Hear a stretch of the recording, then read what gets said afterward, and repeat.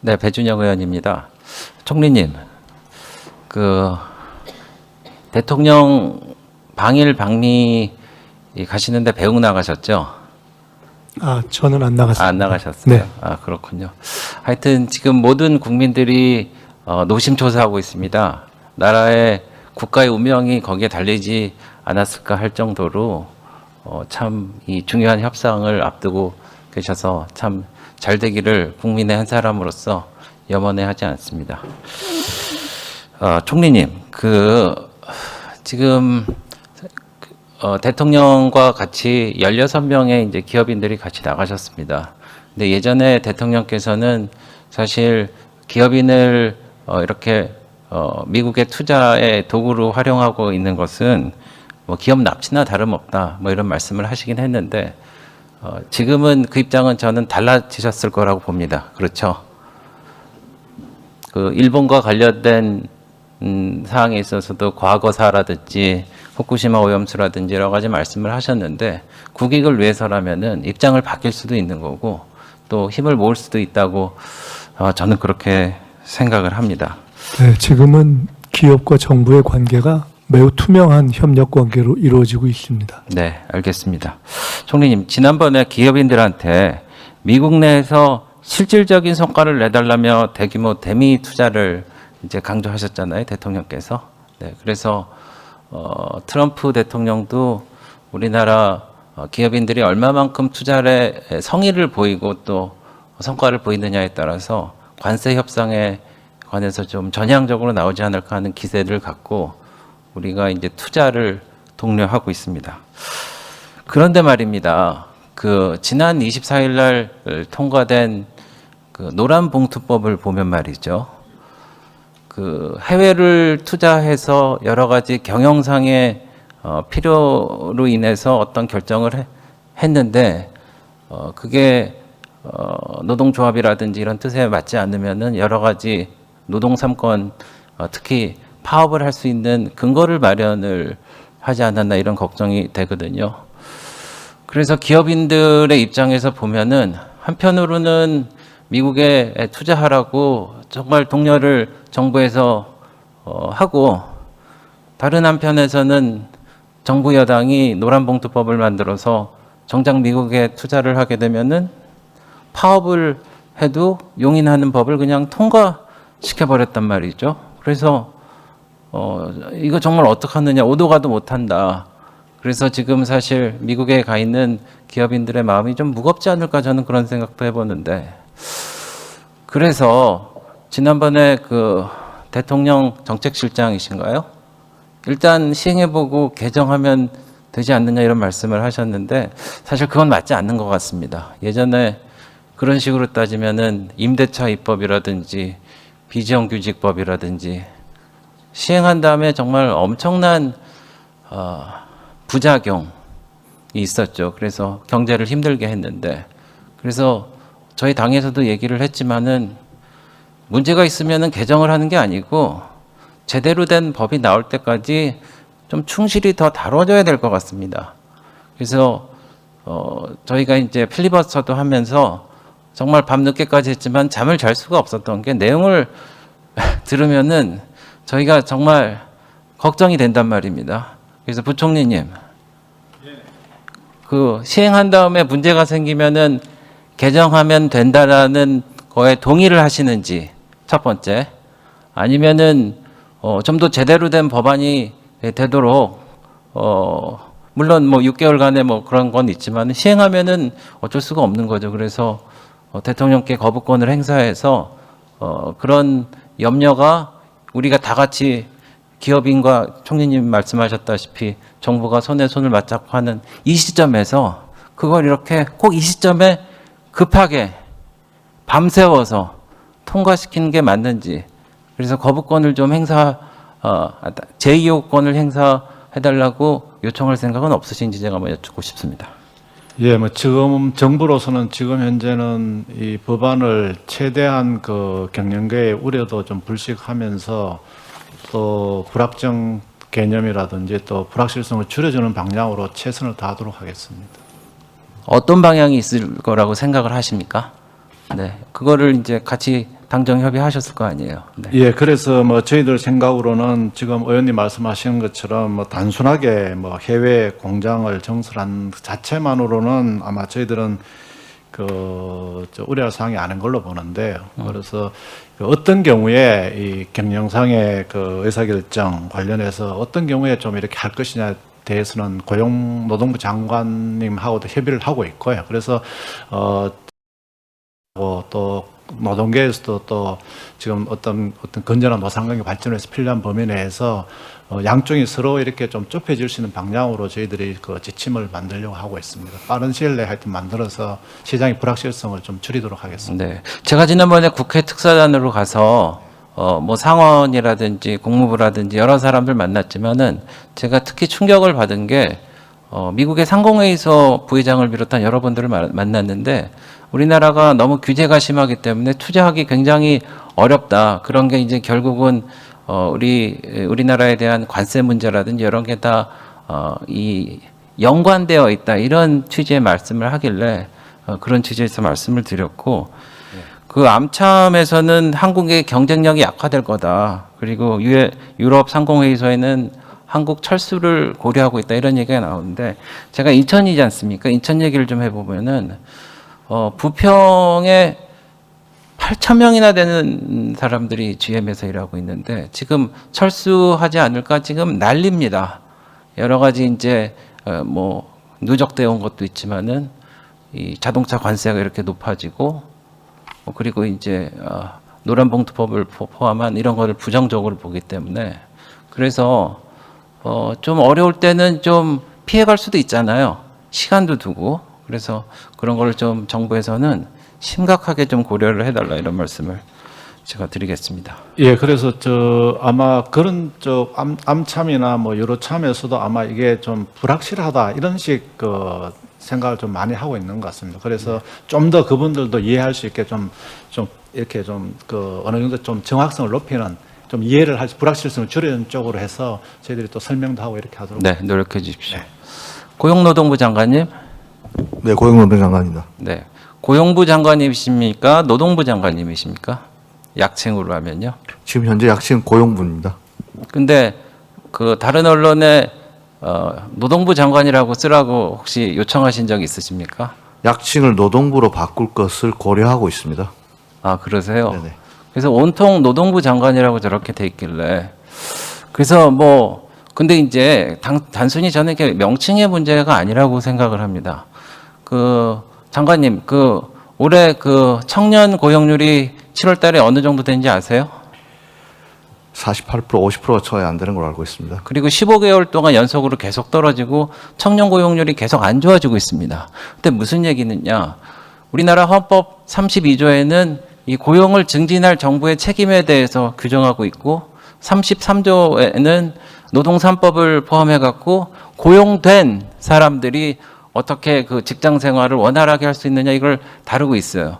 그래서 조항의 앞뒤 차이가 중요성을 꼭 판가름한다고 생각은 하지 않습니다만은 일단 고용이 돼야지 정상적으로 근무를 하고 그 안에서 복지를 누릴 수 있는 겁니다. 그래서 제가 드리고 싶은 말씀은 그 정부의 노력으로 노동부라고 한다는 거는 뭐 그렇게 할 수도 있어요. 근데 제 생각에는 그리고 국민의 바람은 청년들의 바람은 그렇게 이미 고용이 돼갖고 기득권을 누리고 있는 사람들의 권익보다는 고용이 안 돼서 정말 어려움을 겪고 있고 가족들도 힘들잖아요. 그분들한테 먼저 좀 희망을 주는 고용노동부가 됐으면 좋겠다. 이런 바람을 제가 건의드리는 겁니다. 예, 청년 고용 문제 심각하게 바라보고 좋은 대책 마련하도록 하겠습니다. 네, 감사합니다. 그리고 해수부 장관님? 네. 네, 해수부 장관님. 부산으로 왜 가신 겁니까? 부산으로요. 네. 예, 일단 첫 번째는 네. 공약 사항이었고, 예. 두 번째는 대한민국의 서울 수도권 중심의 일극 체제를 극복할 수 있다라는 문제의식이었고요. 네. 그리고 세 번째는 전 세계가 다 달라붙어서 선점하기 위해서 경쟁이 붙어 있는 북극 항로 시대를 네. 잘 준비하고 선점하기 위해서 부산 이전을 추진을 하고 있습니다. 알겠습니다. 근데 그게 세종시에서는 안 되는 겁니까? 뭐 의원님 잘 아시겠지만 네. 북극 항로 시대가 열리게 되면 북극 항로가 꼭 그 부산에 있어야만 북극 항로가 열립니까? 제가 얼마 전에 극지연구소 가서 보니까요. 그거는 부산의 문제뿐만 아니라 이 우리나라에서 온 우리나라가 챙겨야 될 인천도 챙겨야 되고 부산도 챙겨야 되고 광양에서도 챙겨야 될 중요한 문제라고 생각됩니다. 그래서 제가 볼 때는 이미 정부의 정책이 이렇게 정해졌다니까 그렇게 하시는 거야 뭐 어떡하겠습니까? 그럼에도 불구하고 부산에 간다는 메시지가 다른 항만 도시 우리나라가 삼면이 바다지 않습니까? 그래서 장관님도 부산이시잖아요. 그래서 혹시 정부가 부산만을 위해서 하는 그런 특별한 계획을 갖고 노력한다라는 오해를 받지 않도록 노력해 달라는 그런 말씀을 드립니다. 제가 의원님 짧게 잠시만 좀 말씀을 드리자면 네. 좁게는 부산을 위한 것이지만 네. 근본적이고 근원적으로는 북극항로 시대가 열리게 되면 여수, 광양 거쳐서 부산, 울산, 포항으로 이어지는 북극항로 경제권력이 만들어질 것입니다. 그렇게 되면 서울 수도권과 대등하게 경쟁할 수 있는 하나의 경제권이 만들어집니다. 그렇기 네. 때문에 이것은 단순히 좁은 의미에서 부산을 위한 공약이다. 부산을 위한 해수부 부산 이전이다. 이제 이렇게 보는 것은 근본적이고 근원적인 문제의식과는 조금 다르다고 생각합니다. 저는 그렇게 보지 않고요. 예, 예. 네, 국민들이 그렇게 볼 수 있는 그런 오해를 차단해 달라는 요청입니다. 명심하도록 네, 네, 하겠습니다. 네. 제가 그 경인권 종합비상 훈련장에 대해서 말씀드리겠는데요. 모든 선원은 5년에 한 번씩 선원법에 대해서 재교육 받아야 되고 회기사 등도 전문직도 갱신교육도 받아야 되는데 북부권, 그러니까 서울, 경기, 인천, 충청, 강원 교육대에서 한 10,000명 정도가 10,000명이 매년 부산에 갑니다. 그래서 경인권 종합비상 훈련장을 수도권에 만들려고 하는데 해수부가 부산 간다니까 지금 우물쭈물하고 못 만들고 있답니다. 이거 관련 있습니까 없습니까? 의원님 직접적으로 관련은 없고요. 네. 예, 그 의원님께서 이제 기회 되실 때마다 이 문제를 제기를 해주셨는데 이것은 네. 해수부의 부산 이전과는 상관이 없습니다. 그래서 이제 그 선언 실습 교육이 사실은 이제 서울 인천에 계신 분들이 부산까지 와서 받아야 되는 불편함이 있습니다. 전적으로 의원님 말씀에 공감을 하고요. 네. 저희가 지자체하고 예산 당국하고 실습 교육장 문제를 네. 좀 협의를 해 나가도록 그렇게 하겠습니다. 네. 가까운 데 세워서 10,000명이나 그렇습니다. 다니지 예. 않도록 그렇게 좀 해주십시오. 그렇습니다. 예. 네, 네, 감사합니다. 그리고 국토부 차관님 나오셨습니까? 네, 국토부 차관님. 이게 그 이카오에서 고도 제한을 새로 만들었다는 거 아시죠? 그 예. 기한을. 그래서 이게 보니까 국내에서도 그거를 이제 맞추기 위해서 합치시키기 위해서 같이 이제 협의를 하고 있는 것 같은데 제가 이제 PPT는 준비를 못했는데 이게 보니까 이게 굉장히 10.75km까지 지금은 한 5km까지 제한이 있는데 10.75km까지 이제 제한이 있어요. 그래서 이렇게 하면은 인천공항을 우선 얘기해 보면은 영종도가 한 90%가 저기 제한을 받게 됩니다. 그리고 계양구 역시 김포공항으로 인해서 더 하게 되고요. 서구, 부평, 이게 서울, 경기도 그리고 앞으로 전국적으로 이제 공항들 많이 만들지 않습니까? 전부 다 이제 공항이 아마 교통복지가 아니고 재앙이 될 가능성이 지금 지옥의 문이 열리는 것 같아요. 이거 어떻게 하시겠습니까? 의원님 잘 아시는 것처럼 현재는 그 규제를 하나의 그 면적을 정해서 하나의 기준으로 지금 정하고 있습니다. 근데 아이카오에서는 네. 평가라는 그 표현을 썼습니다. 네. 그래서 물론 범위는 넓지만 전문 용어인데 항공학적 검토라고 표현을 하고 있습니다. 그래서 그 항공학적 검토를 거쳐서 할 수 있기 때문에 그 부분이 예를 들어서 10km, 뭐 15km 이렇게 넓어졌다고 해서 그게 다 현재처럼 고도 제한이 걸리는 게 아니고요. 그 검토 결과에 따라서 어느 데는 규제가 완화되는 지금보다 낮춰지는 데도 있고 그렇기 때문에 그렇게 염려하실 부분은 아니라고 보고 있습니다. 아니 이제 염려를 하는 게 낮춰지는 부분이 요 조그만 한 1km도 안 되는 부분만 이렇게 되는데 제가 궁금한 거는 이게 강행 규정이 아니라 그러면은 그 국내 여러 지자체들 여기 그 공항 인근에 계신 국회의원님들도 계시고 지자체장들도 계실 텐데 이것을 그냥 아이카오에서 했다고 임의적으로 다 하지 말고 충분히 좀 협의를 해달라는 요청입니다. 네, 그렇게 하겠습니다. 그렇게 하시겠습니까? 예, 예. 네, 네, 잘 부탁드리겠습니다. 그리고 행안부 장관님 제가 좀 질의를 하겠습니다. 네.